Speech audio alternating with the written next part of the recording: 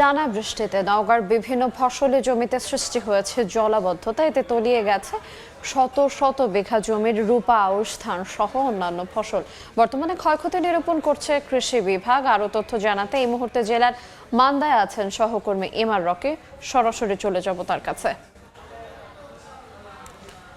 নিমজ্জিত এই এলাকার মাঠঘাটগুলো বিশেষ করে এই মৌসুমে রবি এবং রোপা আউশের যে ফসল চাষাবাদ করার যে স্বপ্ন নিয়েছিলেন চাষিরা, তা অনেকটাই ভেস্তে গিয়েছে। আমরা দেখছিলাম এই এলাকার যেসব মাঠ রয়েছে, এই মাঠগুলোর এখন কিন্তু অনেকটাই কোমর পর্যন্ত পানিতে একরকম নিমজ্জিত রয়েছে এবং এই নিচে কিন্তু রয়েছে ধান। অর্থাৎ এই আমন মৌসুম রোপা আউশের ধানটি কিন্তু আরও প্রায় 15 থেকে 20 দিন আগে এই মাঠে রোপণ করা হয়েছিল এবং অনেকে প্রস্তুতি নিচ্ছিলেন ধান রোপণ করবেন, বীজতলা তৈরি করা হয়েছিল।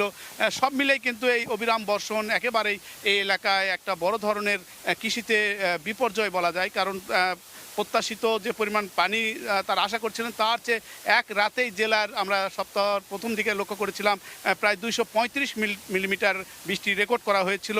এই বৃষ্টি কিন্তু একদিকে মাঠ, অন্যদিকে কিন্তু আবাসিক এলাকা, অনেক এলাকায় কিন্তু নিচু এলাকায় তলিয়ে যায় এবং শুধু মাঠঘাট তলিয়ে যাওয়া নয়, পাশাপাশি এখানকার যেসব নিচু এলাকা রয়েছে, পুকুর ভেসে গিয়েছে, রবি ফসল ছিল, সেগুলো এই মুহূর্তে নিমজ্জিত রয়েছে। বিভাগ বলছে এখন পর্যন্ত তারা ক্ষয়ক্ষতি নিরূপণ করে প্রায় 5,000 হেক্টর জমির একটি ক্ষতির তালিকা প্রকাশ করেছে। এখানে 5,000 হেক্টর আউশের যে ধান রোপণ সেটি ক্ষতিগ্রস্ত হয়েছে।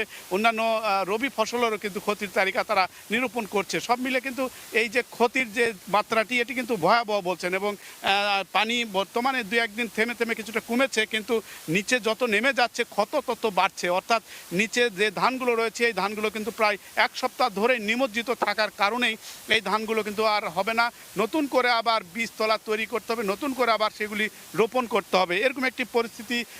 এই এলাকা যেহেতু কৃষি নির্ভর, কৃষির উপরে অনেকটা জীবন প্রবাহ, বড় ধরনের কৃষকের একটা দুশ্চিন্তা চাপিয়েছে, হতাশা বাড়িয়েছে, আর্থিক ক্ষতির মুখে পড়ার কথা বলছেন তারা। এই ছিল সার্বিক নওগাঁর অবিরাম বর্ষণে ক্ষয়ক্ষতির খবর আমার কাছে।